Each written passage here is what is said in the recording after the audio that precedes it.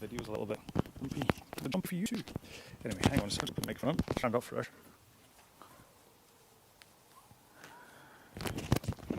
Oh, hang on. Let's dump it now, 1 second. Hi. Come on. It's not really day. Look at this. Whee! I think this is the first time I've actually ever bought the RP3 outside for a row. But how are you doing for time? I'll running back and take a drink because again, it's rather sunny out here and I need to hydrate. Well, nobody else has said hello yet, so, so at least I'm not. Right, if I just make sure everything's streaming on YouTube. Oh, am I quite far behind? Maybe. Is it frozen on the iPad? What's going on here? Is it going to catch up? Oh no, I can see me, but that seems ages ago. That's very, very out of time. All right. Okay, well, I'll say now then, if you're watching this, then it does feel at least kind of like a minute and a half delay between what's happening on EXR. So if you are doing this on the EXR app, make sure and keep an eye on the actual app and not YouTube, because your sync is going to be massively, massively out. I'm hoping, well, the very fact that I could see and hear myself on here on YouTube, I'm hoping that that means that, well, you all can too. Right, yeah, just kind of a little bit of a rundown just to make sure that everything's happening tech-wise. I have to connect my heart rate, which I've not done yet. Hi, everyone. If I go row indoor and then switch to EXR, connect heart rate monitor, there you go, Epix Pro. Now, what I don't know is whether to, because I'm outside, I was kind of thinking of just hiding the picture of me. If you get what I mean, like the overlay of me, rather than make it small and in the corner, is what I tend to do. Whether to just like go full screen on the EXR app. Now I should really connect the rower, but I know it does disconnect all the time, so if I do it once, what happens? If I row just to turn on the little monitor, it should see it. There you go. And then really what I have to do in order to keep everything live is row lightly for the next 8 minutes, which we could do, I suppose. I mean, the amount of times that I say, why not just row lightly? Let's go. Right.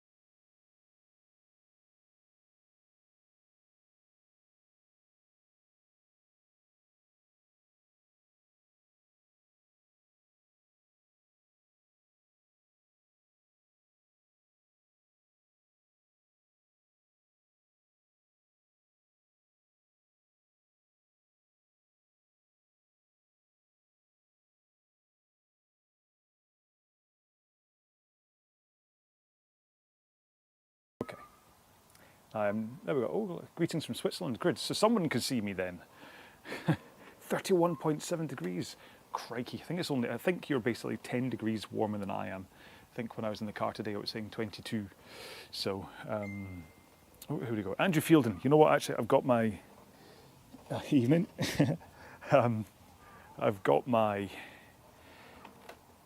phone and it's not being used. So I'm actually going to reply and say good evening to Andrew. Because I don't know, he might help me with the sync thing, so hey. Because if I say right now, oh no, hang on. Right now, as I'm saying this, if I go to clock, it is, well, it's not giving me seconds, 16:53. So I don't know what that means in terms of, well actually I suppose you'll see on the thing in front of you that I say it's starting in 6.5 minutes. And so if it says 6.5 minutes, oh, trying to reconnect rower. Oh, and if I start rowing, does it automatically? I want to see if it automatically connects me after all that. Does it? Or do I have to go through the settings and actually connect? This is why I normally have the little Amazon Fire thing connected, because it keeps the connection alive. Whereas it does look as though I've got to, that I have to go back into settings again. Right, what's Andrew saying? Can't hear me now. Oh no. What's happened? Does my thing's going up? Or you can't hear me because of how loud the RP3 is, I don't know. Oh, that's a bit of a worry. It's a bit of a worry. I wonder if everyone else can hear me. Oh no, wait. Can hear you now. It's 27 with me. What? Temperature-wise? Good grief. But is that you just responding to me saying about temperature, in which case you are a good minute and a half behind me, which isn't really ideal. Yeah, I know rower connection's lost. Right, I'm gonna reconnect rower. All right, okay. Okay, right, tell you what I'm going to do then. I'm just going to do what I said I was going to do, and I'll do some light rowing to keep it alive. I need to have a drink first.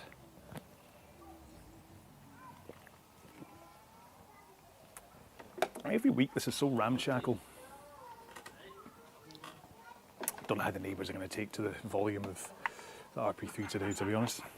What are you saying? You are massively not syncing or out syncing. I know, I don't know why. And the problem is that if I don't, if I stop this, and I don't know why it's streaming with such latency, like a minute and a half. It's not good, is it? And if I stop this to try and fix it, it won't let me reconnect to the same stream again. So basically ignore me in terms of if you are using the EXR app at the same time, ignore what you're seeing on the YouTube thing and follow your app on screen. There we go. Finish setup. Oh, you're too far away now. Right, finish setup. Okay, right, and I'm just gonna, we've got 4 minutes. I'm just gonna do light rowing just to keep the machine from turning itself off while I talk away to you for the next 4 minutes before we start. So yeah, so what we're saying is that it looks as though there's a good like minute and a half, almost 2 minutes sync issue between what you're seeing on YouTube and what's actually happening live on the EXR app. So if you are rowing live on the EXR app, pay attention to the app and not the YouTube thing for where I am. That's going to be interesting when it comes, well no, because Andrew, you do row on the EXR app at the same time anyway, so if we're going to sprint, then you know to look at the EXR app and not YouTube. It only really matters if you're kind of listening and I'm saying, trying to count in the sprints and you're like, well hang on, this is miles away, we did that ages ago, or whatever, but it should be okay. I'm going to do what I always do, where first 10 minutes or so is going to be a nice gentle row just to warm up. In fact, actually, hang on, I'm hitting the front of the machine here, am I? That's all right. Cool. Yeah, well, the first 10 minutes I'm just going to ease into things. What's he saying? 53 seconds out of sync. Eesh. Okay, so if you are watching this on YouTube, there's a 53-second sync issue. I'll have to work out what's going on. Between the fact that this thing disconnects sometimes and there's like the video of me is a little bit glitchy. Oh, here comes a cat. Oh, hang on. If she's come out, I might have to abandon the row at some points because the cat that's just wandered outside, Lulu, Lulu. No, she's not coming. Lulu. She might make an appearance, but she's prone to escape, let's say. She likes jumping up on top of the fence behind me and trying to escape. I've got 2 minutes to try and chuck her back in again, but hopefully she'll be okay. I can see, but if I do have to abandon the road to go and get a cat. Oh. Anyway, sorry.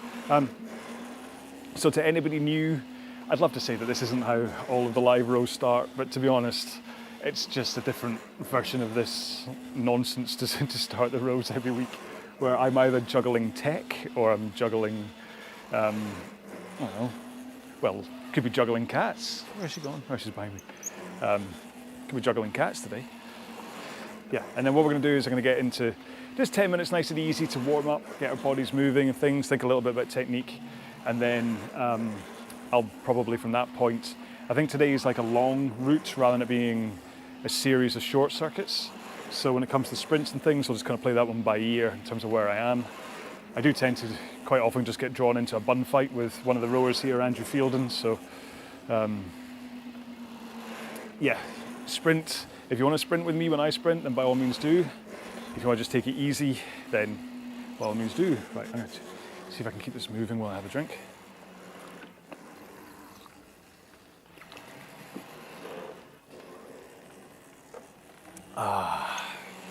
Okay. And is that Diana Votow? Hello. I've not got any of the, I don't have the YouTube Messenger thing up right now, so I can't see if anyone's actually sending me messages, so apologies, but once we're done with the row, I'll come back to it and I'll kind of say hello to anyone that's messaged. Where's the cat? Right, you'll probably see her jump, but she jumps behind me, that's the problem. Okay, so I have 10 seconds to go. Okay, 5, 4, 3, 2, 1. Start the watch, and we're off. So hopefully, with rowing outside and not being in the studio, it'll be a little bit easier for you to hear me when I'm rowing on the RP3. Right, I've just got to try and get my bearings here in terms of bouncing the machine off the front stop. Yeah, because I'm banging off the front a little bit and maybe set myself a little bit too high at the back. But that's okay. We'll deal with that. It really is a great machine, this one, for punishing you when you get it wrong. When I do push properly with my legs, I can see the pace jump up, but when I just mess around, it kind of slows right down again. So the cat is a little bit freaked out by the big noisy thing moving backwards and forwards, and the rowing machine. Ba-dum.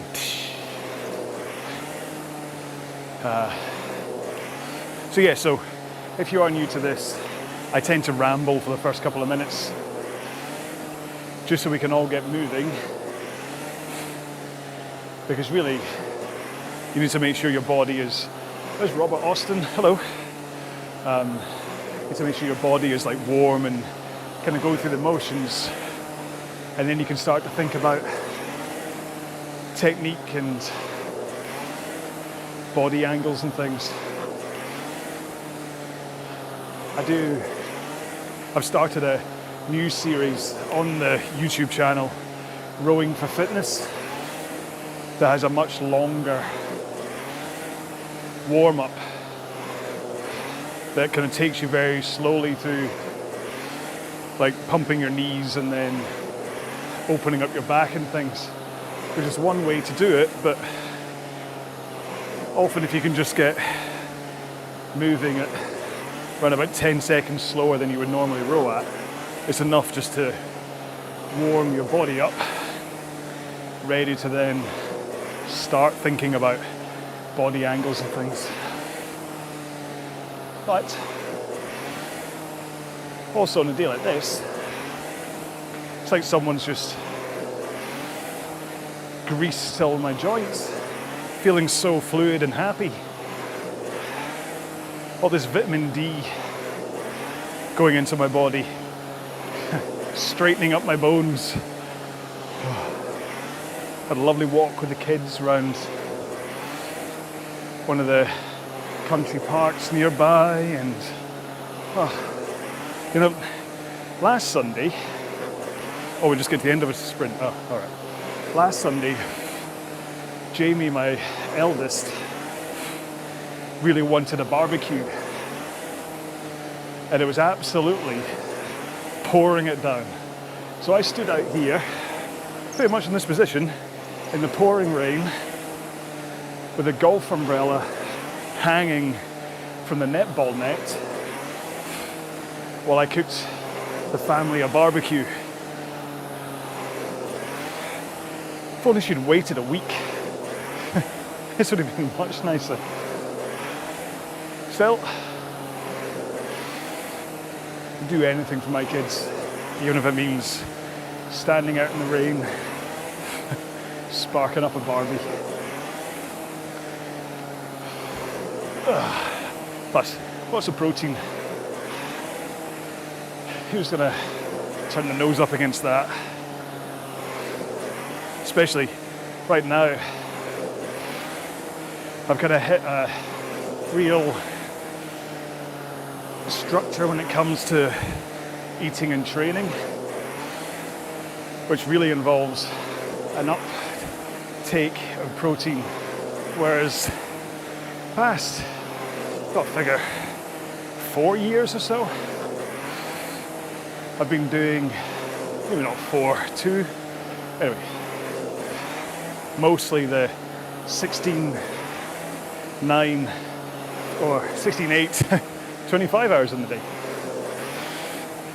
Fast thing where you fast for 16 hours and only eat out of an 8-hour window. But as useful as that is, just in terms of general health and aiding weight loss or fat loss, it doesn't really help when it comes to trying to push performance. And certainly the more I train from a rowing point of view, go away, with the hopes of coming back to proper indoor racing next year, and all of the high rocks training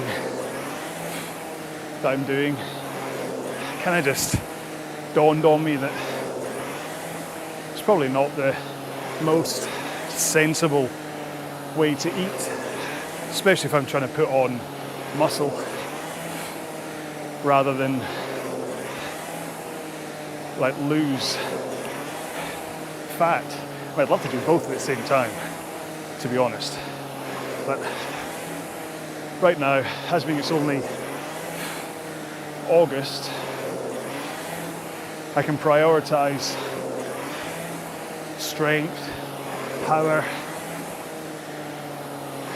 and trying to put on a bit of muscle.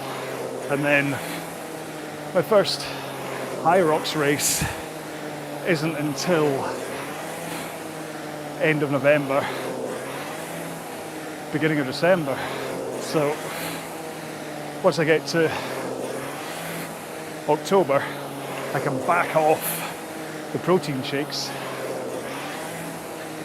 and then start to think more about aesthetics, lose some of the excess fat in order to make up for the added muscle when it comes to running around the high rocks track. But the reason I'm saying this is just noticing, not particularly my performance in terms of speed when rowing, but now that I'm actually taking in the kind of the right amount of calories and not training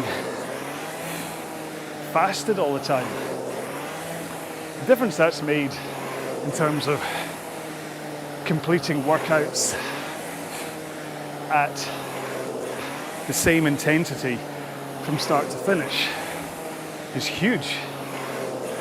Didn't quite realize how much effectively starving myself before I was training was impacting on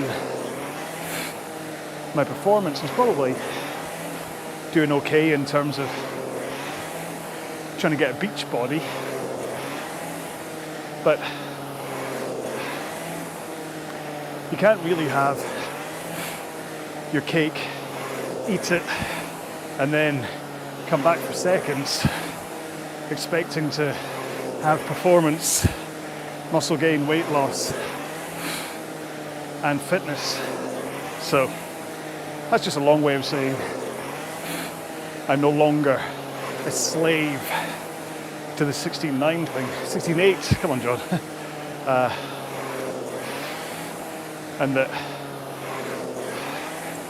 I've got to start making my own high protein, high fat, low carb protein bars, and then have a couple of shakes during the day, and everything else is pretty much the same. It's just the homemade protein bar and a couple of shakes and one before bed. Don't know if it's making a difference yet, but like I said, from a training point of view, I'm certainly happier. So if you are chasing performance, do try and find a balance when it comes to your nutrition. Make sure to fuel yourself, or if, like I've been doing for the past few years, you're kind of starving yourself a bit to try and burn fat, at least be realistic when it comes to your energy levels. Right, sorry. I don't know whether it's just that my brain has gone elsewhere because I'm too busy keeping an eye on the cat, but that was a much longer chat about me. Uh-oh, right, sprint, Andrew, sprint.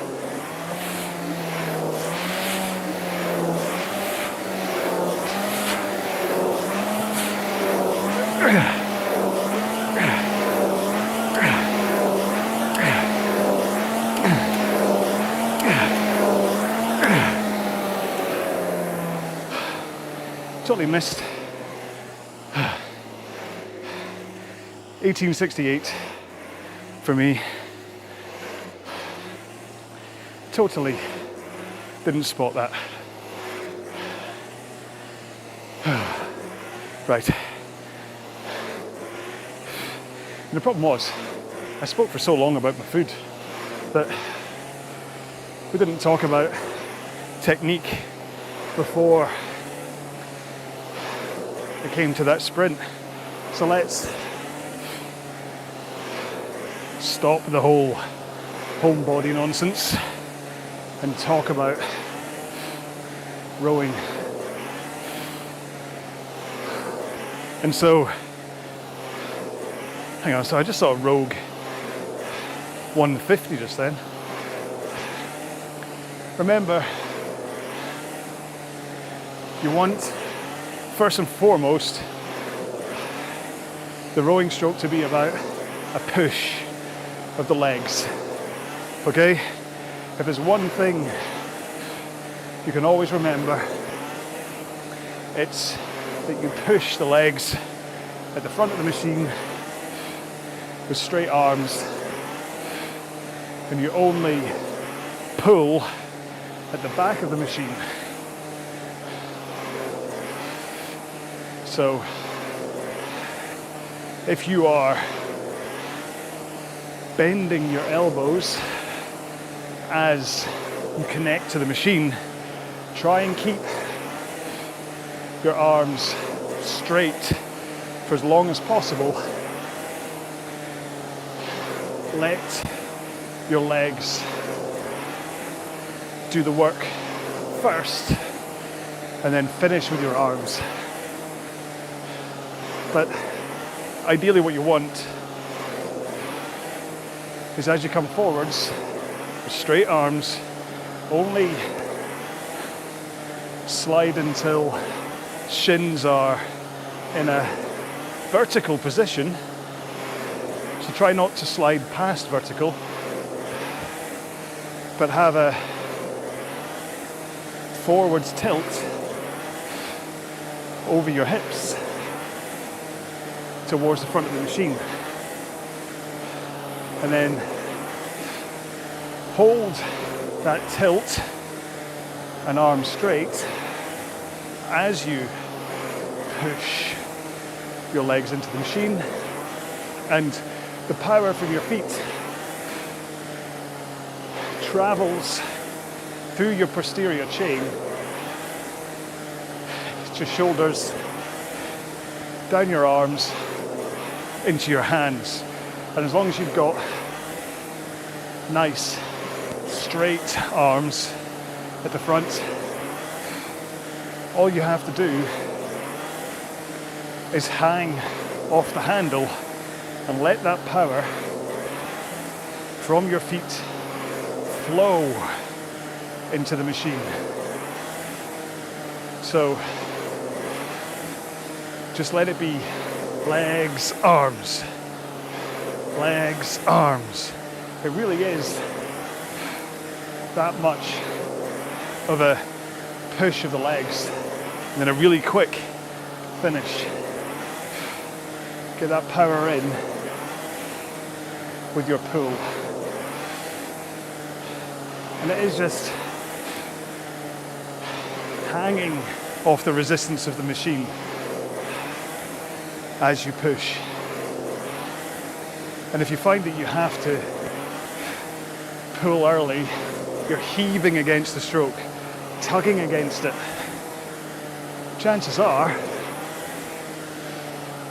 the resistance on your machine is set too high. So what I want you to do is to reduce the resistance or the drag factor or whatever you have until you can do what I'm saying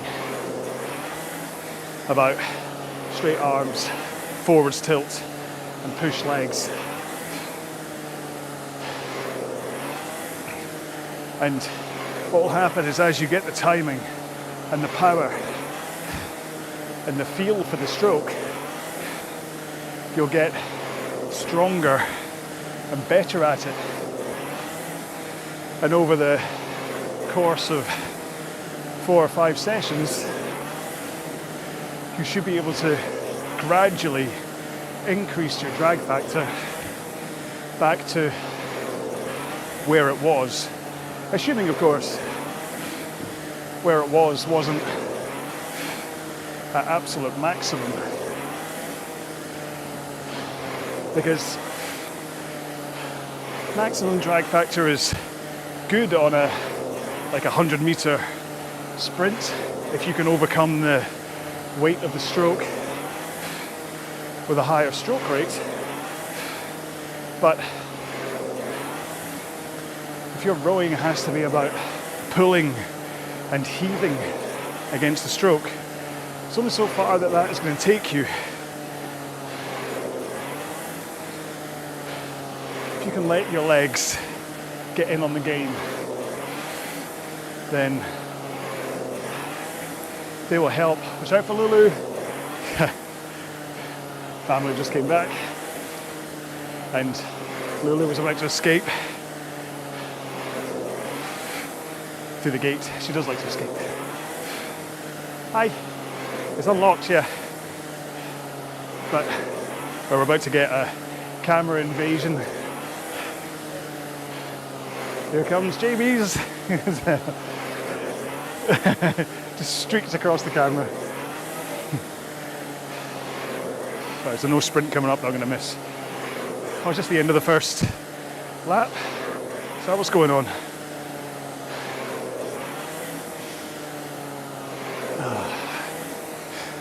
And so the toughest thing I find is speaking to like CrossFit athletes or high rocks athletes that are really strong upper body wise, and they can get a good pace just by effectively yanking on the handle. And so, because they do that, and they see they can row at like 1:35 pace for 10 calories, they frankly don't care what I'm telling them. And it just doesn't seem to gel with them that if they rowed with a better technique, more efficient, and got used to it, they could actually row faster for less energy. And especially in the CrossFit or High Rocks world, if you were doing a multi-discipline event, so there's more to come after your hard row, like 1,000 meters in High Rocks, you still have a whole bunch of running, farmer's carries, lunges, wall balls. They still have to come too. So you want to make sure to be as efficient as possible. So that's where technique for the big beasts gives them that extra edge, and where the big muscle jocks who just brutalize the row but are then unable to recover, that's where they lose out. Right, I can see the yellow arrows of a sprint ahead. So I'm going to keep an eye on it and hopefully hit it at the right pace. Oh, here comes cat number 2. Don't get distracted by cats or family. Where is it? I can see the arch. Okay, so when you sprint, push hard with the legs, arms straight, forwards tilt, and get your stroke rate up.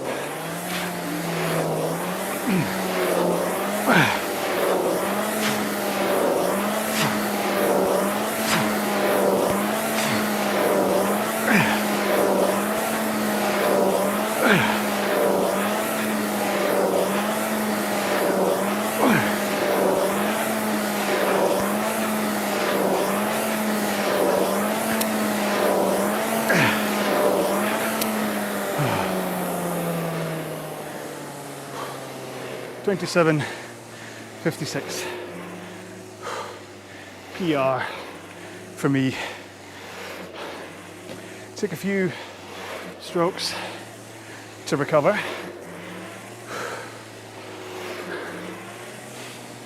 And we've got just coming up for 8 minutes to go. So I'd hope that as long as we don't slow down too much, should hit that second sprint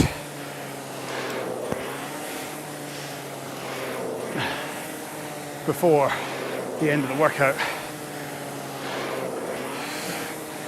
Ooh. Toasty work today. It's interesting. Well, to me, probably not to you, but when I was in Spain, I was going for 10k runs every 2 days, and my Garmin started to tell me that I was getting acclimatized to the 32 or higher centigrade. So what you're looking at, 90-ish, 100-ish. They're like the heat while I was running. But now that I've been back for 4 weeks, my body still sweats as though I was running in that kind of heat. So although it's only, what did the car say, Jules? When you were coming back, what was the temperature in the car? 22 and a half. All right, so 22 and a half degrees, and my body is still trying to cool me down as though it's 30 something. And this is one of the reasons why having a relaxed, loose grip on the handle with fingers hooked over it instead of a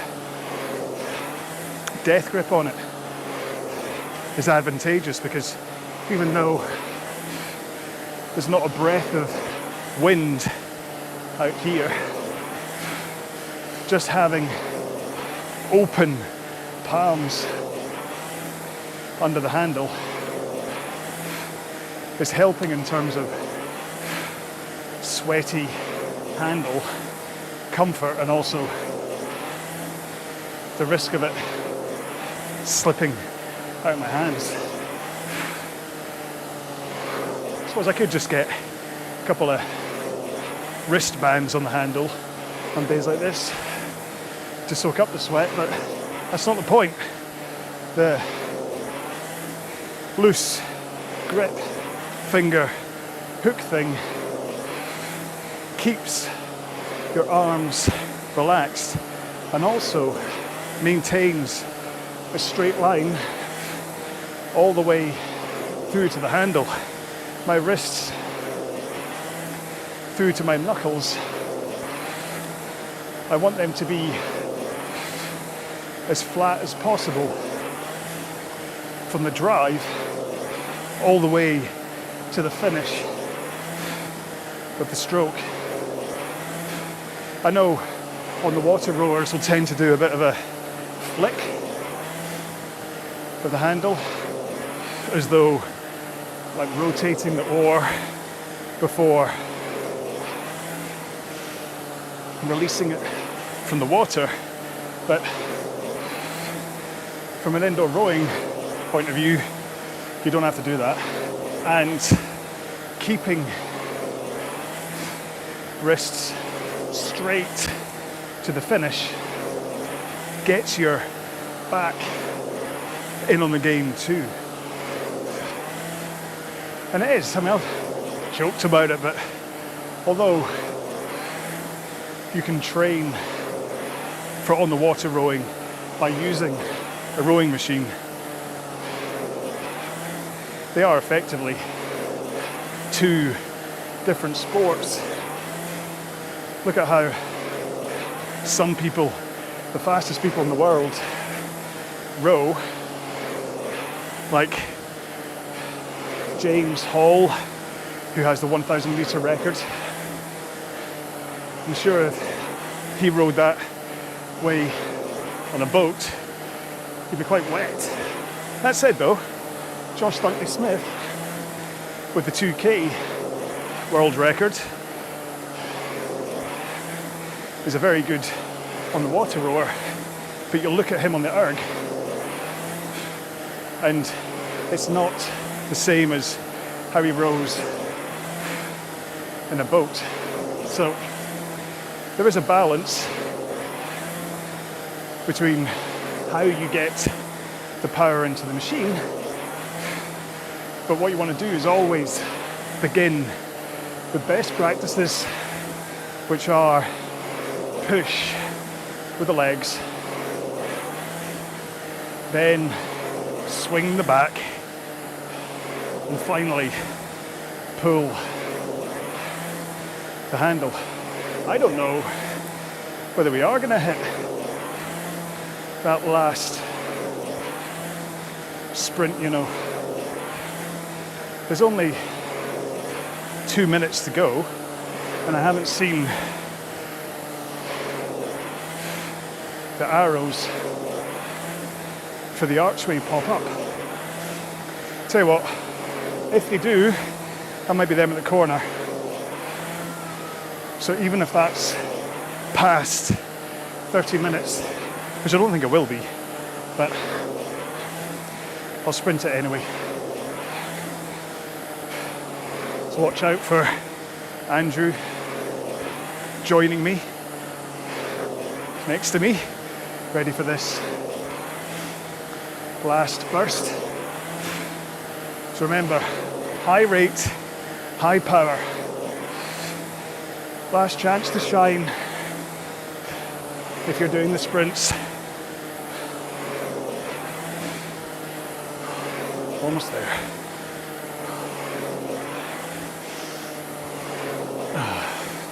Okay.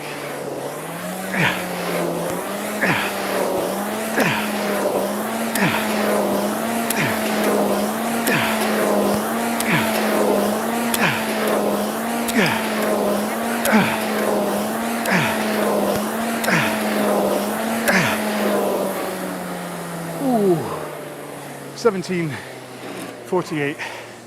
How did you do, Andrew? And then I'm just gonna paddle home for the next 20 seconds as a cool down.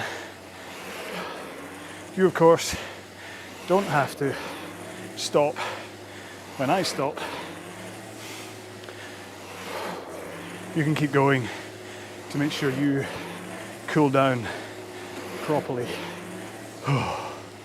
There we go. That was nice to be able to squeeze in those two big sprints, and then I continue. That's it. That's my result. You can see the sprints. Just give me. Oh, I hit 1:19 pace at one point. Didn't quite on that one. Okay, very nice. Stop rowing. Yep, I'll save it. That one's worth saving, I think. Right, let's go back to this, and then I'm gonna, if it's gonna let me, yeah, wait a second. Oh, no one else has messaged, you know. Ah, there we go. There we go. There's me, full screen now. Although head is peeking off the top. Ah, it's not gonna matter anyway. There we go. I think that was a fun 30-minute row out in the sun. Have I got? Here's my phone. Oh, I'm gonna sign in to YouTube, see if anybody else has said hello during all of that. I don't think they did really. I don't want to learn more. That little heart at the bottom. Go away. That's so annoying. There's no way to get rid of. I've got like a little heart at the bottom of the chat screen. There's no way to get rid of it. If I do learn more, it just wants to open something in Chrome and stuff. And no matter how much I click on it, I'll send a heart. Does that do it? No. So I can't see if anyone else has messaged, but it doesn't look as though anyone has. Whew. All right, so there we go. That's our half-hour row done. A little bit. Outside is always a bit strange, isn't it? When you do these life cats, sometimes dogs. Today it was family with Jamie running in front of the camera. And I was going to stop my watch. What did it say? Let's see if does it give me a summary of what I did. Oh, here we go. Oh, 16:66 last sprint. Well done. So I thought I'd actually taken you there, Andrew. Well done. Oh, it's good having someone. See, if you can find someone to push you, or someone that you're trying to stay ahead of, it's great.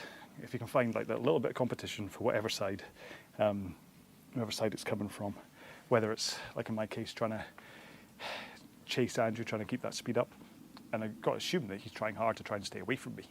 So if you can find someone that's just right about your level and do that, it pays off, because you'll go to places that you wouldn't ordinarily have gone to. See, oh no, I thought that was going to be Robert Austin, Super Sunday Sunset. Well done. What did she say? Sunset Row. Well done to everyone taking part. Had some good company along the way. Yep, so did I. So, right, we are done for the Sunday. I'm now going to go and do my high rocks training for the evening. That's my cardio warm up for it. Done. Warm up. Yeah, and then we are back to 9 o'clock in the morning next Sunday. And it should be, after the farce of last week, which didn't quite work out, we should be, no sunset yet for Titao. yeah, so we had a bit of a farcical weekend last weekend where I missed the time. So I'm sorry about that. But yeah, so next weekend, 9 o'clock in the morning, and then the week after that, back to 5. And I'll try and be a bit more, I felt like today was probably one of the more randomy ones. So I shouldn't apologise. I mean, if you think about it, like the ones that I'm putting up right now are 1 kilogram lighter after that in the heat. I think I am too, to be honest. Yeah. But yeah, I enjoy just sitting there rowing and talking away. And you don't have to listen. You can just join the extra thing, or you can stick on some music and just kind of watch it and pretend and kind of laugh at me. Andrew Fielden, I do not want to lose. Only 1-0, Andrew. 1-0.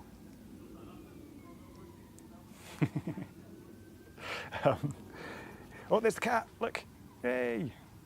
That's Isa. Should I go? Probably should, I don't want to. I'm gonna catch you though, Andrew. One of these pretty soon. See, once I get back to proper sprint fitness and things, I'm gonna catch you, and you'll never catch me back. Gauntlet. So, there we go. So, bad dog 61. Thanks for the chat and the tips. Have a good evening. You too. I'm glad you enjoyed it because, like I say, I was a little bit on the random side today. So, thank you so much, everybody, for joining me. I look forward to seeing you next week. I'll miss the next 2 is off to France. All right, okay. Have you packed your excuse with your bags for France there, have you, Andrew? Don't worry. Yes, thank you everyone for joining me. Yeah, remember these all do end up in the live section of the YouTube channel. So if you ever want to come back for one of these and kind of see what happened, then you can. Remember, I do have hundreds of free RowAlong workouts up here. Everything I do is entirely for free. You can go to the website if you want, where it's all kind of packaged up in a little bit of kind of text along with it, if you want to, but it's all here on the youtube.com/